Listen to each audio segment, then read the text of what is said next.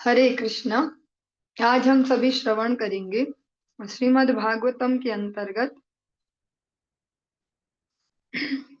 सप्तम स्कंध और त्रयोदश 13वां अध्याय। इसके अंतर्गत 38 नंबर 38वें श्लोक से आज हम प्रारंभ करने जा रहे हैं। ओम नमो भगवते वासुदेवाय। ओम नमो भगवते वासुदेवाय। ओम नमो भगवते वासुदेवाय। हम एक प्रसंग श्रवण कर रहे हैं। नारद जी जो श्रवण करवा रहे हैं। प्रहलाद महाराज जी की भेंट एक ऐसे साधु से होती है जो अ, ऐसे ही किसी स्थान पर यूं ही पड़े हैं बिना किसी प्रयास के, और शरीर भी मलिन है, देखकर नहीं लगता कि ये साधु होंगे। साधु क्या, सामान्य व्यक्तियों जैसा भी उनको देखकर नहीं प्रतीत होता। प्रहलाद महाराज जी अपने जो भगवान के द्वारा भगवत सेवा से जो अर्जित बुद्धि विवेक है उससे उनकी पहचान कर लेते हैं एक साधु के रूप में। फिर उनसे प्रश्न कर रहे हैं, क्योंकि भगवान ने उपदेश किया है ना, तत्विधि प्रणिपातेन परिप्रश्नेन सेवया। श्रेष्ठ जनों के पास जब जाओ तो अपने मंगल के लिए जो आवश्यक है ऐसे प्रश्न उनसे पूछे जाए। प्रहलाद महाराज जी उनसे जो जिज्ञासाएं कर रहे हैं वो उनको शमन करने का प्रयास कर रहे हैं। इसी के अंतर्गत हमने कल श्रवण किया था मधुमक्खी और अजगर का। उन्होंने उदाहरण दिया कि मैंने उन दोनों से शिक्षा ग्रहण की। मधुमक्खी से ये सीखा कि अपनी जो एनर्जी है, जो अपना परिश्रम है, उसे गलत जगह इन्वेस्ट नहीं करना। मधुमक्खी इतना प्रयास करती है, पूरा जीवन इसमें खपा देती है छत्ता बनाने में, और सोचती है अब लाइफ सेट। लेकिन तभी कोई आता है तो उसको मार भी देता है जलाकर, और उसका सब शहद ले भी जाता है, उसका घर भी तोड़ देता है। दूसरी शिक्षा ली अजगर से, जो कुछ नहीं करता, जिसको जैसे ही प्राप्त हो जाए कुछ भोजन तो कर लेता, वरना वैसे ही पड़ा रहता बिना विशेष प्रयास किए। ये दोनों, एक करना और एक न करना, वो साधु कहते मैंने इन दोनों से ही शिक्षा प्राप्त की है। चलिए आज हम आगे प्रवेश करते हैं। क्वाचिदल्पम क्वचिद भूरि भुंजे अन्नम स्वाद स्वादु वा, क्वचिद भूरि गुणोपेतम गुणहीनमुत क्वचित् श्रद्धयोपहृतं क्वापि कदाचिन्मानवर्जितं भुञ्जे भुक्त्वाथ कस्मिंचित् दिवानक्तं यदृच्छया। कभी मैं थोड़ा खाता हूँ और कभी बहुत अधिक। कभी भोजन स्वादिष्ट होता है तो कभी बासी। कभी बड़े आदर के साथ मुझे प्रसाद दिया जाता है तो कभी अत्यंत उपेक्षा के साथ भोजन मिलता है। कभी मैं दिन में खाता हूँ तो कभी रात में। इस प्रकार मुझे जो कुछ सरलता से मिल जाता है उसे ही मैं खाता हूँ। श्रामं दुकूलमजिनं चीरं वल्कलमेव वा, वसे अन्यदपि संप्राप्तं दिष्टभुक्तुष्टधीरहम्। शरीर ढकने हेतु मेरे भाग्य से मुझे जो कुछ भी मिल जाता है, चाहे महीन वस्त्र हो या रेशमी या सूती कपड़ा, और फिर चाहे पेड़ की छाल हो या मृगछाला, उसे मैं काम में लाता हूँ। मैं पूर्ण संतुष्ट रहता हूँ तथा विचलित नहीं होता। क्वचिच्छयेधरोपस्थे तृणपर्णास्म भस्मसु, क्वचित् प्रासाद पर्यंके कशिपो वा परेच्छया। कभी मैं पृथ्वी पर, कभी पत्तियों पर, घास या पत्थर पर, तो कभी राख के ढेर पर, अथवा कभी कभी अन्य प्राणियों की इच्छा से महल के उच्च कोटि के बिस्तर तकिए पर सोता हूँ। क्वचित् स्नातो अनुलिप्तांगः सुवासाश्रव्यलङ्कृतः, रथे भास्वरेश्वरे क्वापि दिग्वासाग्रहवद् विभो। हे स्वामी, प्रहलाद महाराज जी को यहाँ पर कह रहे हैं, कभी मैं ठीक से स्नान करके संपूर्ण शरीर में चंदन का लेप करता हूँ, फूलों की माला पहनता हूँ और सुंदर वस्त्र तथा आभूषण धारण करता हूँ। फिर मैं राजा की तरह हाथी की पीठ पर या रथ पर या घोड़े पर सवार होकर विचरण करता हूँ। किंतु कभी कभी मैं भूत प्रेत द्वारा सताए गए व्यक्ति के समान नग्न फिरता रहता हूँ। चाहम निंदे न च स्तौमि स्वभाव विषमम जनम एतेषां श्रेयासा से उतय काम्यम महात्मनि। विभिन्न व्यक्ति अलग अलग स्वभाव के होते हैं, अतः उनकी प्रशंसा करना या उनकी निंदा करना मेरा कार्य नहीं है। मैं तो इस आशा से उनके कल्याण की कामना करता हूँ कि वे परमात्मा पूर्ण पुरुषोत्तम भगवान श्री कृष्ण के साथ एकात्मता स्वीकार करेंगे। विकल्पम जुहुयाचित्त तामनस्यर्थ विभ्रमे मनोवैकारिके हुत्वा तम मायायाम जुहोत्यनु। अच्छे तथा बुरे के भेद की जो मानसिक कल्पना है उसे एक इकाई रूप में मान करके उसे मन में लाना चाहिए और तब मन को मिथ्या अहंकार में लगाना चाहिए। इस मिथ्या अहंकार को संपूर्ण भौतिक शक्ति में लगाना चाहिए। मिथ्या भेदभाव से जूझने की विधि यही है।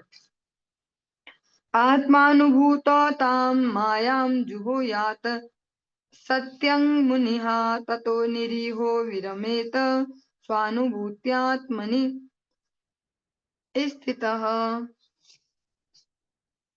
विद्वान विचारवान व्यक्ति को इसकी अनुभूति होनी चाहिए कि यह भौतिक अस्तित्व मोह है, किंतु ऐसा आत्म साक्षात्कार द्वारा ही संभव है। ऐसे स्वरूप सिद्ध व्यक्ति को जिसने सत्य का वास्तविक साक्षात्कार किया है, आत्म साक्षात्कार हो जाने के कारण समस्त भौतिक क्रियाकलापों से निवृत्ति ले लेनी चाहिए। स्वात्मवृत्तं मयेत्थं ते सुगुप्तमपि वर्णितं व्यपेतं लोकशास्त्राभ्यां भवान ही भगवत्परः। हे भक्त प्रहलाद महाराज, आप निश्चय ही हरि बोल, आप निश्चय ही स्वरूप सिद्ध आत्मा तथा भगवत भक्त हैं।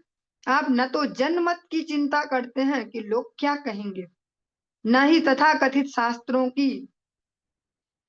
इस कारण मैंने आपसे निसंकोच भाव से अपने आत्म साक्षात्कार का इतिहास कह सुनाया।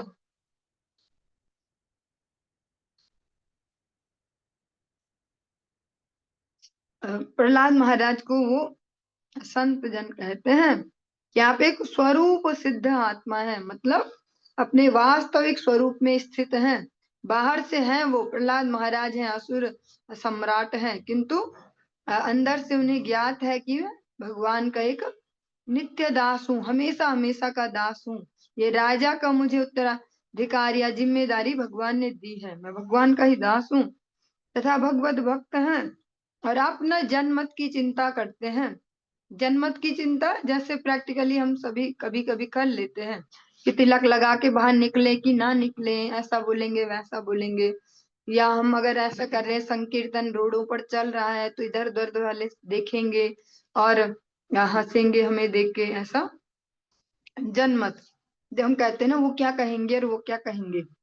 और न ही तथा कथित शास्त्रों की, और ऐसे अनेक वैदिक साहित्यों में ऐसे अनेक कुछ भी है प्रसंग जो व्यक्ति को केवल अपनी आलंकारिक भाषा में ही फंसा के रख देता है, अनेक अनेक उनको मत देते हैं। तो आप ऐसे मतों की भी चिंता नहीं करते हैं, इसलिए इसीलिए मैंने आपको निसंकोच भाव से अपना सारा इतिहास सुना दिया आत्म साक्षात्कार का। आप सभी सायकालीन कक्षा में उपदेशामृतम का अध्ययन कर रहे हैं। आपने उसमें श्रवण किया कि भक्तों के बीच कैसा व्यवहार होना चाहिए जिससे उनमें प्रेम बढ़ता है। ददाति प्रतिग्रहणाति गुह्यमाख्याति पृच्छति भुक्ते भोज्यते च व षड्विधा प्रीति लक्षणम। श्री रूप गोस्वामी जी इसको बताते हैं। तो यहाँ पर जो ये प्रसंग चल रहा है इसमें क्या है, गुह्यमाख्याति पृच्छति, उन्होंने प्रहलाद महाराज जी ने उनसे प्रश्न किया उनकी आध्यात्मिक स्थिति से संबंधित, और उन्होंने उनको अपने हृदय का संपूर्ण जो रहस्य वो श्रवण करवाया। श्री नारद उवाच धर्मं पारमहंसं वै मुनयः श्रुत्वा सुरेश्वरः पूजित्वा ततः प्रीत आमन्त्र्य प्रययो गृहम्। श्री नारद मुनि ने आगे कहा, साधु के ये उपदेश सुनकर असुर राज भक्त प्रहलाद महाराज पूर्ण पुरुष परमहंस के वृत्तिपरक कर्तव्य समझ गए। इस प्रकार उन्होंने उस संत की विधि पूर्वक पूजा की और उससे अनुमति लेकर अपने ग्रह हेतु विदा हुए। वो परमहंस वृत्ति को धारण किए हुए हैं, इसलिए ऐसा आचरण है। और जो भगवान के प्रचार कार्य में हम देखते हैं गुरुवर, वो ऐसे आचरण को धारण नहीं कर सकते, क्योंकि उन्हें सामान्य जनमानस के बीच में जाना है। तो पब्लिक उन्हें तभी एक्सेप्ट करेगी ना अपने बीच में, अपने साथ, जब वो थोड़ा ओके दिखेंगे उन्हें। इसलिए वो जो भी संग्रह करते हैं, चाहे वो वस्त्र है, चाहे सुख सुविधाएं, जिस प्रकार से वो भगवत सेवा के ही निमित्त है, उनसे एक्स्ट्रा कुछ भी ग्रहण नहीं करते। इस प्रकार से प्रहलाद महाराज जी का ये वार्तालाप जब समाप्त हुआ, उन्होंने उनकी यथोचित पूजा सेवा की और फिर अपने घर को वापस गए। और यहाँ पर हमारा जो ये 13वां अध्याय है 7वें स्कंद का, ये संपूर्ण हुआ और हम चतुर्दश अध्याय 14वें अध्याय में प्रवेश कर रहे हैं। इसमें श्रवण करेंगे आदर्श पारिवारिक जीवन, ग्रस्त कैसा होना चाहिए, और नारद जी युधिष्ठिर महाराज को ये श्रवण करवा रहे हैं। अलग अलग वर्ण आश्रमों के कर्तव्य। श्री युधिष्ठिर उवाच ग्रस्त एतां पदवीं विधिना येन चांजसा यायाद देव ऋषे ब्रूहि मादृशो गृहमूढ़धि। महाराज युधिष्ठिर ने श्री नारद मुनि से पूछा, हे स्वामी, हे महर्षि, कृपा करके यह बतलाएं कि जीवन लक्ष्य के ज्ञान से रहित घर पर रहने वाले हम लोग वेदों के आदेशानुसार सरलता से मुक्ति किस प्रकार प्राप्त कर सकते हैं। लगभग 1.5-2 वर्ष पहले जब श्रीमद् भागवत पारायण एक हम लोग एक थॉरली ऐसा कर रहे थे, प्रभु जी आप सभी को श्रवण करवा रहे थे, तब केवल जो शब्दार्थ है श्लोक और शब्दार्थ श्रवण करते करते आप सबने श्रवण किया था। बहुत सारे नए भक्त हैं जिन्होंने वो नहीं किया था, जिन्होंने पहले भी श्रवण किया था तो उन्हें ये सुने सुने लग रहे होंगे सारे प्रसंग, क्योंकि एक बार पहले ऐसे श्रवण कर चुके हैं। युधिष्ठिर महाराज जी नारद मुनि से पूछते हैं कि जो जीवन लक्ष्य के ज्ञान से रहित, पहला ही टाइटल दिया है जीवन लक्ष्य के ज्ञान से रहित, जिन्हें ज्ञान नहीं है कि जीवन का वास्तविक लक्ष्य क्या है। अभी हमारे लक्ष्य हैं, कह सकते हैं जो हमारे थ्रू आए हैं, ऐसी संतानों का पालन पोषण, घर बनाना, उनके विवाह करना, उनकी जॉब लगवाना, ऐसा ऐसा अभी यही लक्ष्य है जीवन के। और जब ऐसा कोई भौतिक लक्ष्य रह नहीं जाता तो कहते हैं ना ऐसे कि खाली खाली परेशान रहते हैं, परेशान करते हैं, क्योंकि अभी वास्तविक लक्ष्य तो पता नहीं, और जो सो कॉल्ड लक्ष्य बनाए वो तो पूरे हो जाते बहुत जल्दी। इसीलिए वास्तविक लक्ष्य की पहचान होना आवश्यक है। जब लक्ष्य के पीछे कार्य करते हैं तो अनावश्यक न खुद परेशान होते हैं ना अन्यों को कर पाते हैं। घर पर रहने वाले हम लोग वेदों के आदेशानुसार सरलता से मुक्ति किस प्रकार प्राप्त कर सकते हैं। जो जीवन के लक्ष्यों से विहीन है और घर पर ही रह रहे हैं, तो हमारा क्या होगा फिर? क्या वेदों में कुछ हमारे लिए भी बताया जो इजीली हम अपने इस भौतिक जीवन से मुक्ति प्राप्त कर पाए?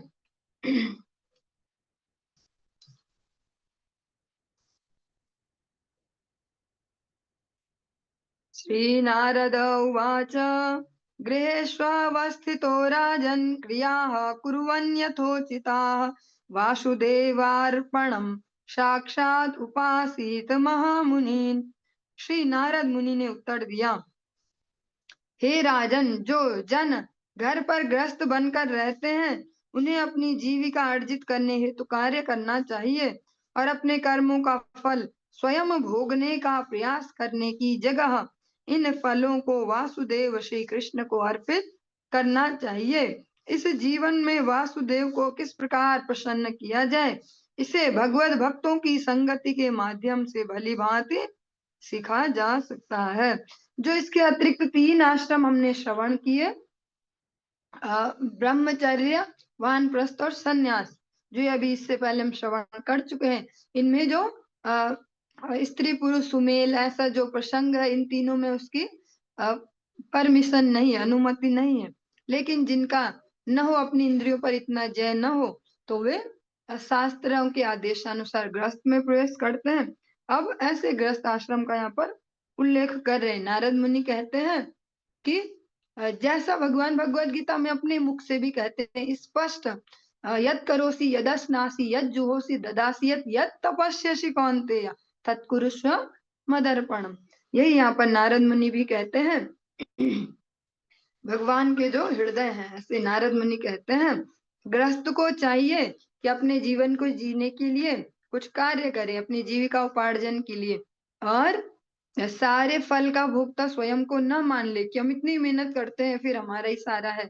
उसको भगवान को अर्पित करके भगवान को अर्पण करना चाहिए। और फिर इस जीवन में भगवान को कैसे प्रसन्न किया जाता है ये भगवत भक्तों की संगति में सीखें। क्योंकि अधिकतर आज के समय में देखें तो अधिकतम ग्रस्त में ही व्यक्ति जाते हैं। तो ग्रस्तों के लिए बहुत अति आवश्यक है कि वो साधु जनों का संग करें, भगवत भक्तों की संगति करें और सीखें कि भगवान को कैसे प्रसन्न किया जाए। शृण्वन् भगवतो अभीक्षण मवतार कथामृतम् श्रद्धानो यथा कालम् उपशान्त जनावृतः सत्संगाश्चनकः संगमात्म जायात्मजादिषु विमुच्येन मुच्यमानेषु स्वयं स्वप्नवदुत्थितः। गृहस्थ व्यक्ति को चाहिए कि वह साधु पुरुषों की संगति बारंबार करे और अत्यंत श्रद्धा पूर्वक परमेश्वर तथा उनके अवतारों के क्रियाकलापों के अमृत का उस रूप में श्रवण करे जिस रूप में वे श्रीमद् भागवतम या अन्य पुराणों में वर्णित हैं। इस प्रकार मनुष्य को चाहिए कि वह धीरे धीरे अपनी पत्नी तथा संतानों के स्नेह से उसी प्रकार विरक्त होता रहे जिस प्रकार जाग जाने पर मनुष्य स्वप्न से विरक्त हो जाता है। गृहस्थ आश्रम का कोई ऐसा नहीं है कि हमेशा हमेशा के लिए दिया गया है, जैसा हमने बचपन से देखा और वैसी कंडीशनिंग भी होती है इस जगत में। गृहस्थ आश्रम एक परमानेंट आश्रम नहीं है, वो एक बोल सकते हैं एक आपातकालीन व्यवस्था एक ऐसी है, एक इमरजेंसी में एक सुविधा दे दी गई कि जो इंद्रिय या संयम जिनको लगता है कि हमारे बस का नहीं हो पाएगा तो वो ग्रस्त में जाते हैं। और वो हमेशा हमेशा के लिए नहीं है कि बस अब ग्रस्त में चले गए तो जब शरीर छूटेगा तभी ये छूटेगा, ऐसा नहीं है। तो कुछ समय के लिए दिया गया है और उस कुछ समय में भी अपनी इंद्रियों को संयमित करते हुए साधु जनों की संगति करें और भगवान और की जो लीलाएं हैं, भगवान ने अनेक अनेक अवतारों में जो वीर्यवती जो अपनी लीलाएं हैं भगवान के, ऐसे प्रसंगों को श्रवण करें और फिर धीरे धीरे जो विस्तार है अपना कह सकते हैं जो हमने जोड़ा है, चाहे वो पति पत्नी और संतानें और इस प्रकार से जो जो भी जोड़ा है उसको हम और इसमें पिछला नहीं कह रहे, स्पष्ट हम जहां जहां भी सुनते हैं पति पत्नी संतान इनकी बात आती है क्योंकि जो पहली पीढ़ी है वो भी तो वानप्रस्थ में जारी होगी। तो इस प्रकार से यहाँ पे उनको संकलित नहीं किया गया।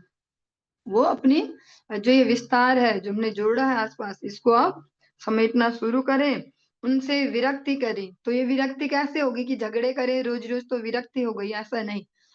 अगर देखा जाए प्रैक्टिकली तो जहाँ ज्यादा झगड़े हैं इसका मतलब वहां ज्यादा अनुरक्ति है।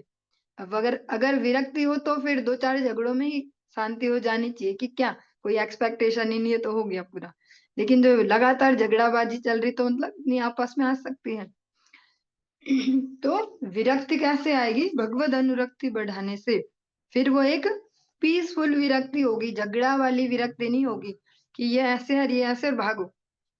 भगवान में अनुरक्ति होगी, जितना हम भगवत सेवाओं में संलग्न होंगे उतना अपना जीवन भी शांतिपूर्ण होगा और जो अन्य है उनका भी जीवन शांतिपूर्ण होगा। कई बार हो सकता है हमें लगता है हमें परेशान किया जा रहा है, हो सकता है हमारी वजह से कोई परेशान होता हो, ठीक उल्टा हो, क्योंकि हम अपने आप को कभी उस एंगल से नहीं देख पाएंगे। हम कभी खुद को देख ही नहीं पाते आचरण करते हुए, दूसरे को तो हम देखते हैं इसके फेस एक्सप्रेशन ऐसे हो गए, इसने ऐसे आंखें घुमाई, इसने ऐसे, अच्छा ये ऐसे सोचा, खुद को हम कभी देख नहीं पाते। इसलिए एक सरल सा उपाय दिया भगवत अनुरक्ति को बढ़ाया जाए जिससे फिर जो पारिवारिक आसक्ति है वो उसकी जो कह सकते हैं गांठ है वो ढीली हो पाए। भगवान में अनुरक्ति इसका एकमात्र उपाय है। और ये परमानेंट कोई आश्रम नहीं है। कैसे होगा, जैसे कोई स्वप्न में बहुत कुछ देख ले, पर जैसे ही जागेगा तो अब फिर उसके वो जो भी सपने में देखा था सब गायब हो गया। ऐसे ही भगवद अनुरक्ति होने से फिर संसार में विरक्ति उत्पन्न हो पाएगी। यावदर्थमुपासीनो देहे गेहे च पंडितः विरक्तो रक्तवत् तत्र निर्लोके नरतां न्यसेत्। वास्तविक विद्वान को चाहिए कि वह शरीर पालन हेतु जितना आवश्यक हो उतना ही अर्जित करने हेतु कार्य करे और पारिवारिक विषयों से अनासक्त होकर मानव समाज में रहे, यद्यपि बाहर से भले ही वह उसमें अत्यधिक आसक्त प्रतीत होता हो। ये गृहस्थ के लिए जो करणीय कार्य हो कहा गया। जितना आवश्यक हो यथा योग्य विषय भुंज अनासक्त है। जगत गुरु भक्त सिद्धांत सरस्वती गोस्वामी ठाकुर प्रभुपाद इस बात को अनेक बार कहते हैं उपदेशों में। मरकट वैराग्य छाड़ी लोक दिखाइया। ड्रामेबाजी वाला वैराग्य नहीं दिखाने वाला कि ये नहीं करते और वो नहीं करते। यथा योग्य विषय भुंज अनासक्त है, जितना आवश्यक है उतना ग्रहण करे। ऐसे ही परिवार पालन के लिए जितना अनेसेसरी है उतना अर्जित करें।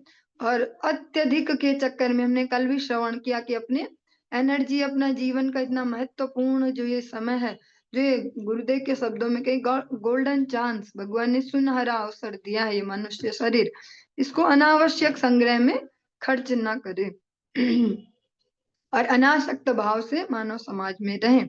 अनासक्त होने का भी वही फॉर्मूला है कि भगवद आसक्ति, भगवत जनों में और भगवत सेवा में आसक्ति रखेंगे तभी जगत से अनासक्त हो पाएंगे, भले ही बाहर से आसक्त प्रतीत हो रहे हों।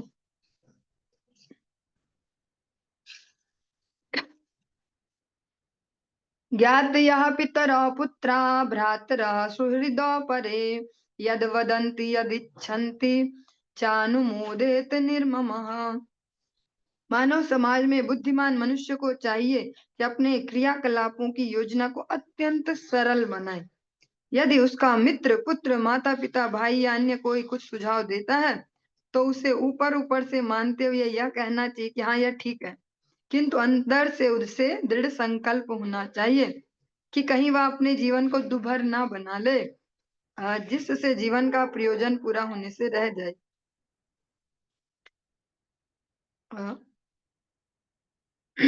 ये थोड़ा सा डिफरेंट सा मैटर हो गया। हम सब अपने अपने हिसाब से इसको अप्लाई करेंगे, कोई इसमें किसी को समझा नहीं सकते हैं कुछ भी।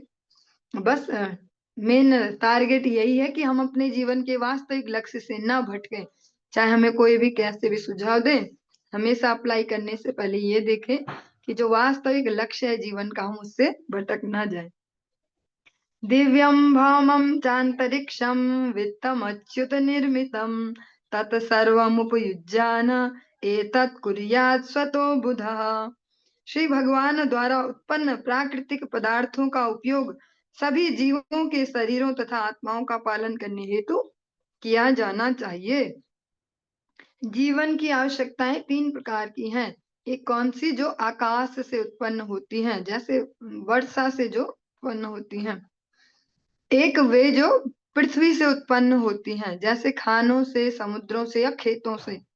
और तथा वे जो वायुमंडल से उत्पन्न होती है, जो अचानक और अनपेक्षित रूप से होती हैं। तीन प्रकार से यहाँ उत्पत्ति होती है और जिनसे हम सभी अपनी आवश्यकताओं की पूर्ति करते हैं। यावत् भ्रियेत् जठरं तावत् स्वत्वं हि देहिनाम् अधिकं यो अभिमन्येत स स्तेनो दंडमर्हति। शरीर के पालन हेतु जितने धन की आवश्यकता हो उतने के स्वामित्व का ही मनुष्य को अधिकार रखना चाहिए, किंतु जो इससे अधिक का स्वामी बनने की कामना करता है उसे चोर मानना चाहिए और वह प्रकृति के नियमों द्वारा दंडनीय है। यहाँ पर चोर शब्द का ही यूज किया गया। जो अपनी आवश्यकताओं से अधिक जो संग्रह करते जा रहे हैं, संग्रह करते जा रहे हैं, उनको इस प्रकार से चोर की संज्ञा दी गई। श्रीमद् भगवद गीता में भी इस शब्द का प्रयोग हुआ है कि अगर बिना हम देवों को दिए, बिना भगवान को दिए कुछ ग्रहण करते तो चोर वाली श्रेणी में आते हैं। इसको इस प्रकार से ही समझ सकते हैं कि यानी एक भगवत भक्त ऐसे हैं जो अपने जीवन के लिए जितना आवश्यक है उतना ही अपने पास रखते हैं, और जो एक्स्ट्रा उनके पास आ गया है वो समझते हैं कि जो एक्स्ट्रा है हमने बहुत मेहनत से कमाया है, तो इसको ऐसी जगह इन्वेस्ट करें जो कर तुम अव्ययम। तो भगवत सेवा में, भगवान के नाम प्रचार की सेवा में उसको इन्वेस्ट करते हैं, क्योंकि इस जगत में सभी समझदार मनुष्य जो भी चतुर हैं वे इन्वेस्ट करते हैं। यहाँ इन्वेस्ट करें, ज्यादा रिटर्न मिलेगा। तो जो सबसे ज्यादा बुद्धिमान है, भगवान द्वारा जिनकी बुद्धि संतुलित की जाती है, वे अपने उस एक्स्ट्रा को भगवत सेवा में निवेशित करते हैं, क्योंकि वो हमारे जन्मों जन्मों के लिए रिटर्न देगा। इस जगत में जहाँ हम इन्वेस्ट करते हैं वो इस शरीरों में, और हो सकता है यहाँ भी पूरा काम ना आ पाए, इसलिए वे भगवत सेवा में उसे निवेश करते हैं। मृगोष्ट्र खर मर्काखुश सरीसृप खगमक्षिकाः आत्मनः पुत्रवत् पश्येत रेषामन्तरं कियत्। मनुष्य को चाहिए कि हिरन, ऊंट, गधे, बंदर, चूहे, सांप, पक्षी तथा मक्खी जैसे पशुओं के साथ अपने पुत्र के ही समतुल्य आचरण करे। इन निर्दोष पशुओं तथा बच्चों के बीच वास्तव में अंतर ही कितना है। उनसे ईर्ष्या नहीं करनी है, द्वेष नहीं करना कि लिया डंडा और पड़े किसी के पीछे कोई जानवर दिख रहा है। जो आपसे हो सकता है और कुछ उनको भोजन करवाना इस प्रकार से कर सकते हैं उनके पालन के लिए, और उनको हानि ना पहुंचाएं, कम से कम उन्हें हानि ना पहुंचाएं। त्रिवर्गं नातिकृच्छेण भजेत गृहमेध्यपि यथा देशं यथा कालं यावदेवोपपादितम्। यदि कोई ब्रह्मचारी, सन्यासी या वानप्रस्थ न होकर मात्र ग्रस्त हो तो भी उसे धर्म, अर्थ या काम हेतु अधिक कठिन परिश्रम नहीं करना चाहिए। यहाँ तक कि ग्रस्त जीवन में भी स्थान तथा काल के अनुसार न्यूनतम प्रयास से जो कुछ भगवत कृपा से उपलब्ध हो जाए उसी से अपना जीवन यापन करते हुए संतुष्ट रहना चाहिए। मनुष्य को अपने आप को उग्र कर्म में नहीं लगाना चाहिए। जैसे जैसे आज के समय में प्रैक्टिकली सभी कहते हैं समय नहीं है, समय नहीं है, समय नहीं है। हाँ, जो जॉब कर रहे टाइम नहीं है, तो हमें समझना पड़ेगा थोड़ा शांत बुद्धि से।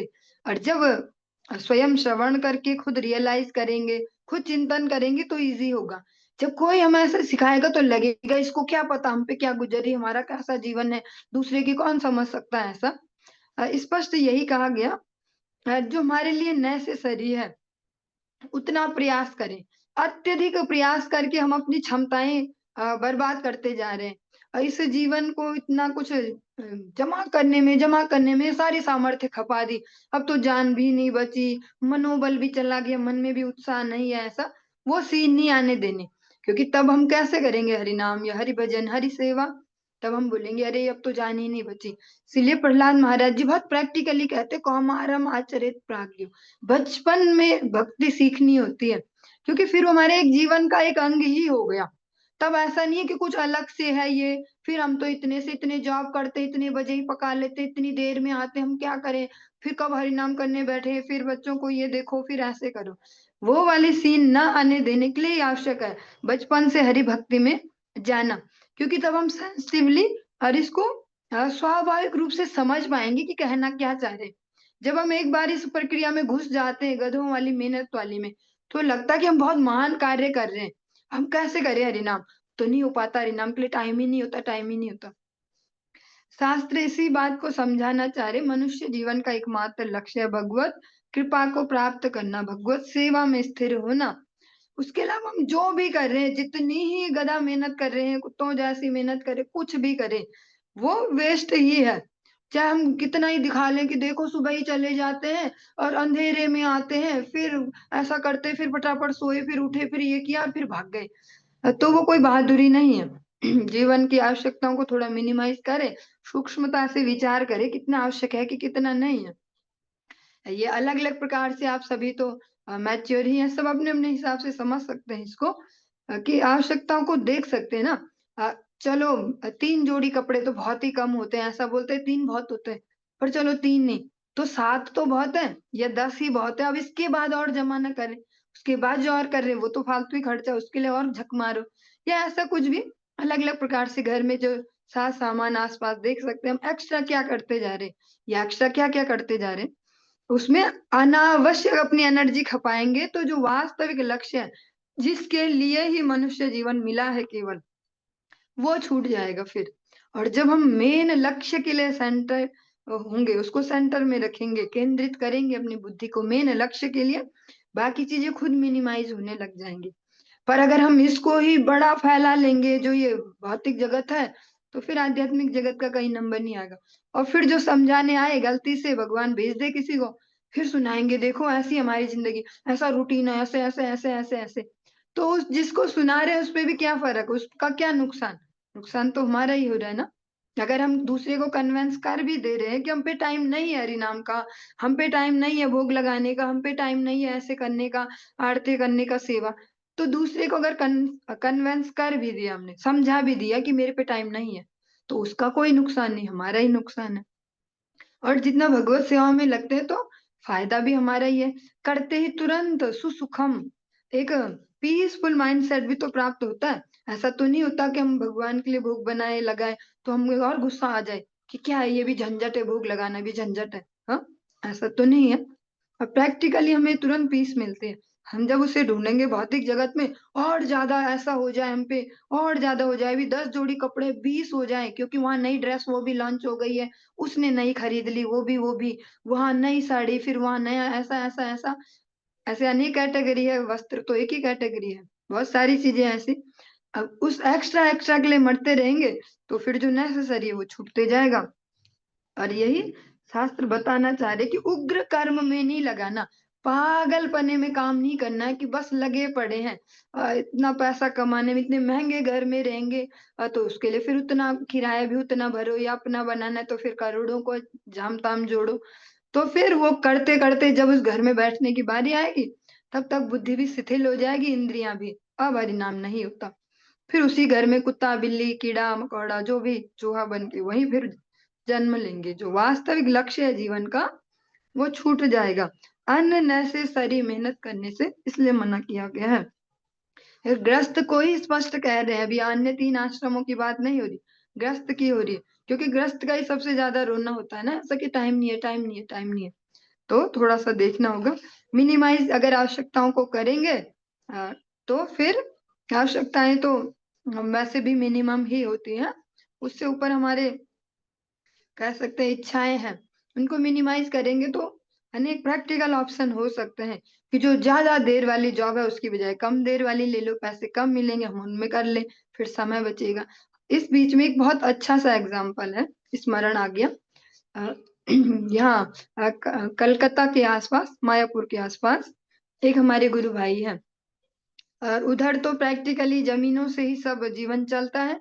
वो लोग सब्जियां उगाते हैं या चावल इस प्रकार से, और उसको ही बेच के जो भी आता है उससे ही अपना गुजारा करते हैं। तो जो वो प्रभु जी हैं, उनके जो भी आसपास के पड़ोसी वगैरह हैं, वो सब्जियों की खेतियां करते हैं। सब्जियां फिर बार बार फसलें होंगी और फिर पैसे ज्यादा मिलेंगे। और पर उसमें ज्यादा मेहनत लगती है, उसमें सुबह शाम की बहुत ज्यादा जिम्मेदारी है कि जाओ देखभाल करो, कच खराब तो नहीं हो रही, ये उसी दिन तोड़ो फिर बाजार पहुंचाओ बेचो ऐसा। तो उन्होंने दूसरा ऑप्शन लिया। जब ये प्रसंग आया तो प्रैक्टिकल वो एग्जाम्पल है, इस बार मायापुर परिक्रमा में गुरुदेव ने भी वो श्रवण करवाया तो स्मरण आ गया। तो उन्होंने क्या किया, जैसा यहाँ पर कह रहे हैं उग्र परिश्रम ना करें। अब फायदा उसमें ज्यादा है कि सब्जियां बोए, फिर रोज उनका ऐसा तो ज्यादा पैसा बनेगा। पर वो धान की खेती करते हैं, वह 3 बार हो जाती है साल में, और उसमें ज्यादा कुछ मेहनत नहीं, एक बार लगाने में फिर पानी और ज्यादा कुछ है नहीं। तो वो इसलिए धान की करते हैं, और पड़ोसी सोचते कि ये मूर्ख है, इसमें बुद्धि नहीं है, देखो हम कितने बुद्धिमान हैं, हम इतनी इतने ज्यादा पैसे कमा रहे हैं, इसका क्या बनता है, धान तो वो थोड़ा थोड़ा हुआ है ऐसा, और वैसे ही चला गया, यहाँ हम 3 3 महीने में तो कितना कुछ कमा लेते हैं। लेकिन उनका अपना दूसरा एंगल है कि अगर उसमें ही रात दिन खपाता रहूंगा, कौन सा टमाटर सड़ने लग गया, कौन सी सब्जी को क्या हुआ, ऐसे ऐसे, तो हरिनाम और सेवा और ये यात्राएं ये सब कैसे करूं। तो वो अपनी चतुरता दिखाते हैं, ददामि बुद्धि होगा, वो धान बो देते हैं, नो झमेला, कोई झंझट नहीं, टाइम रहेगा। ये एक प्रैक्टिकल एग्जाम्पल, और एक ऐसे व्यक्ति का जिनको हमारी दृष्टि से हम लोग बोलते हैं गरीब लोग हैं ये, उनकी ये सूझबूझ है कि उन सब्जियों में अपना दिमाग खपाने से, टाइम खपाने से बढ़िया ऐसी फसल बो जिसमें ज्यादा झमेला ना हो, पैसे दो चार कम मिल जाए कोई बात नहीं, पर भगवत सेवा के लिए, नाम जप के लिए समय रहे। ऐसा इस एग्जाम्पल, इस श्लोक में हमने श्रवण किया, और हम अपने अपने हिसाब से अपने अपने जीवन में अप्लाई कर पाएंगे, रिजल्ट भी अपने आप ही ले पाएंगे।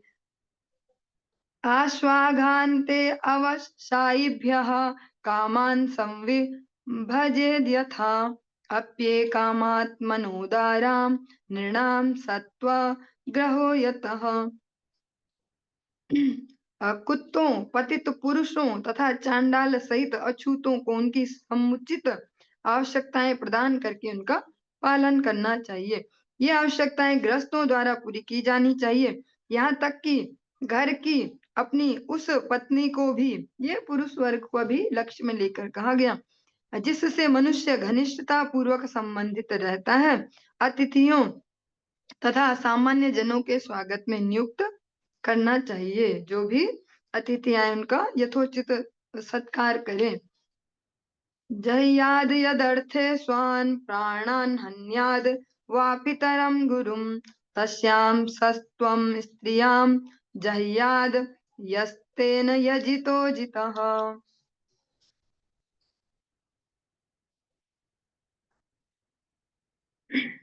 मनुष्य अपनी पत्नी को इतनी गंभीरता पूर्वक अपना मानता है कि वह कभी कभी उसके लिए स्वयं को या अन्य प्राणियों को यथा अपने माता पिता या गुरु अथवा शिक्षक तक को मार डालता है। अतः यदि कोई ऐसी पत्नी के प्रति अपनी आसक्ति का परित्याग कर सकता है तो वह उन पूर्ण पुरुषोत्तम भगवान को जीत लेता है जो अजय है। यह गृहस्थ जीवन की स्थिति है जिसको इस प्रकार से वर्णित किया गया। कृमि विभस्मनिष्ठान्तं क्वेदं तुच्छं कलेवरं क्व तदीयरतिर्भार्या क्वायमात्मा नभश्छदिह। समुचित विचार विमर्श करके मनुष्य को अपनी पत्नी के जो भौतिक देह है उसके प्रति आकर्षण त्याग देना चाहिए, क्योंकि यह शरीर अंततो गत्वा छोटे छोटे कीड़े मकोड़ों, मल या राख में परिणत हो जाने वाला है। तो भला इस तुच्छ शरीर का क्या महत्व है? परम पुरुष कितने महान है जो आकाश के समान सर्वव्यापी है।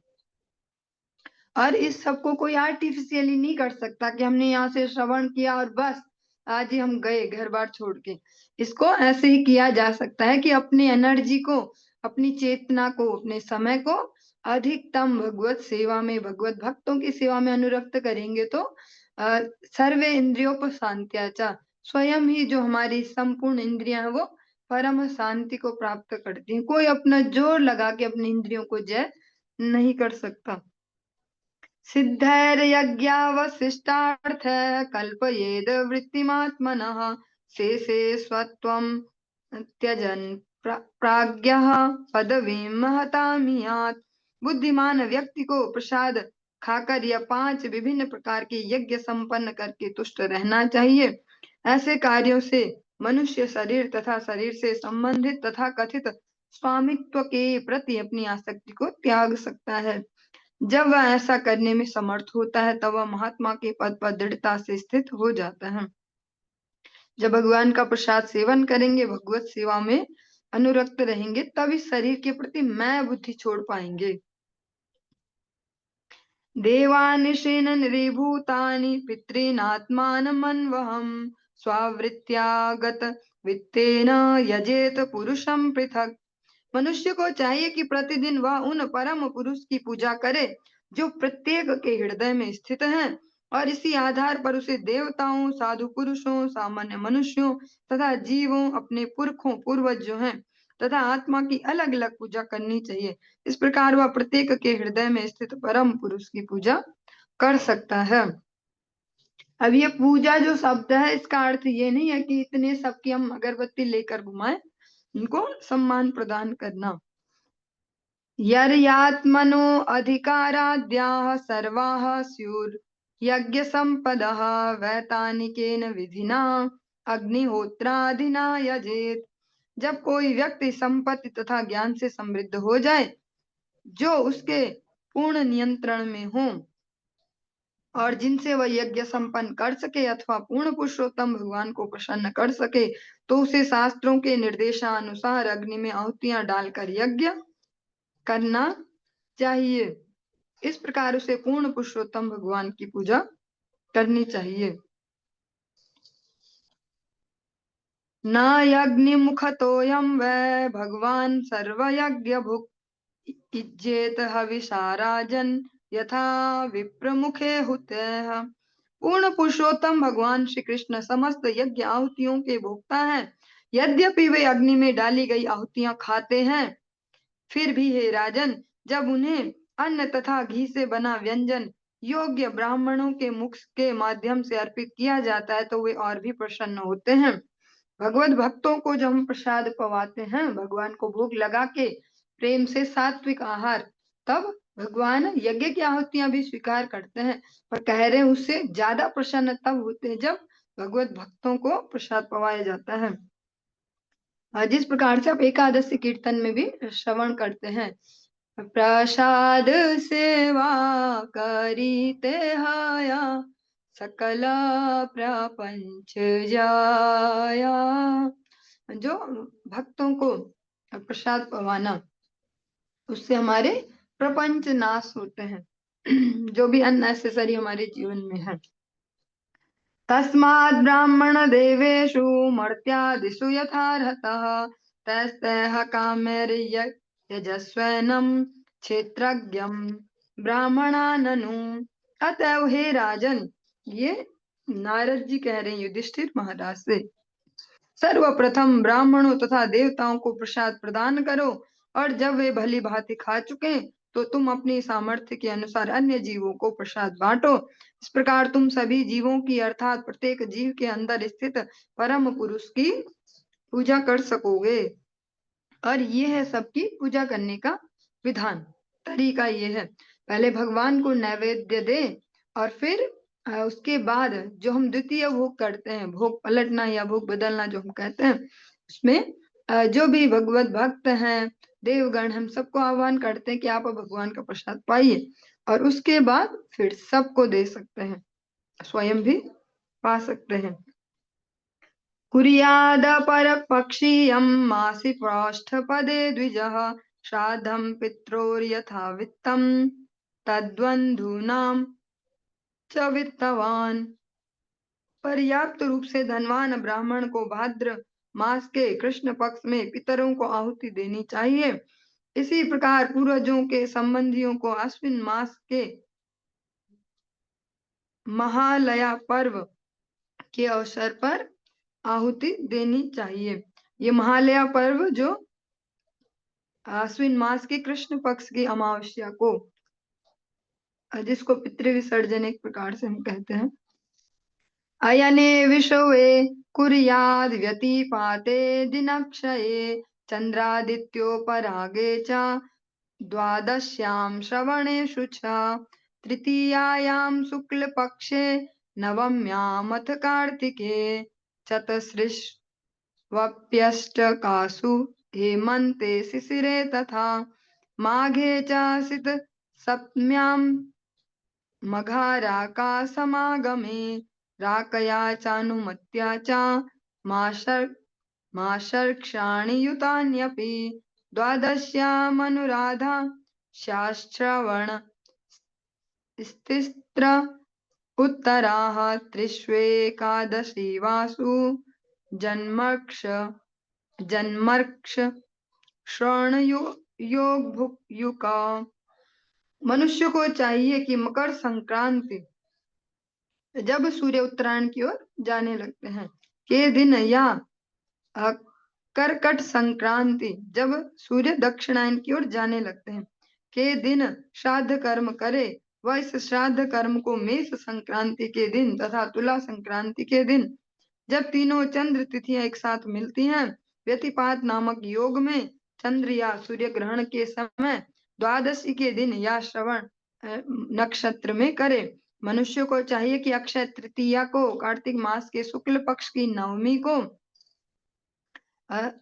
शीत ऋतु के चारों अष्टकाओं के दिन, माघ मास की शुक्ल सप्तमी के दिन मघा नक्षत्र तथा पूर्णिमा के योग के समय तथा जब चंद्रमा पूर्ण हो या लगभग पूर्ण हो, उन दिनों में जब ये दिन उन नक्षत्रों के साथ योग करे जिनसे महीनों के नाम प्राप्त हुए हैं, श्राद्ध कर्म करे। श्राद्ध कर्म द्वादशी को भी किया जाए, जब यह अनुराधा, श्रवण, उत्तर फाल्गुनी, उत्तर आषाढ़ा या उत्तर भाद्रपद नामक नक्षत्रों में से किसी के साथ योग करे। यही नहीं, जब यह उत्तर फाल्गुनी, उत्तराषाढ़ा या उत्तर भाद्रपद के योग में हो। अंत में मनुष्य को चाहिए कि अपने जन्म नक्षत्र या श्रवण नक्षत्र के योग वाले दिनों में श्राद्ध कर्म करे।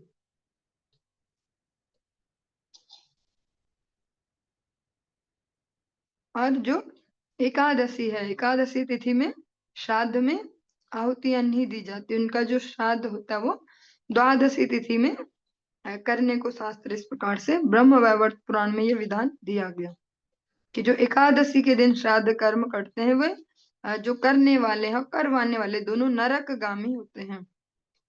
ताएते श्रेयसः काला नृणां श्रेयो विवर्धनाः कुर्यात् सर्वात्मनैतेषु श्रेयो अमोघम तदायुषः।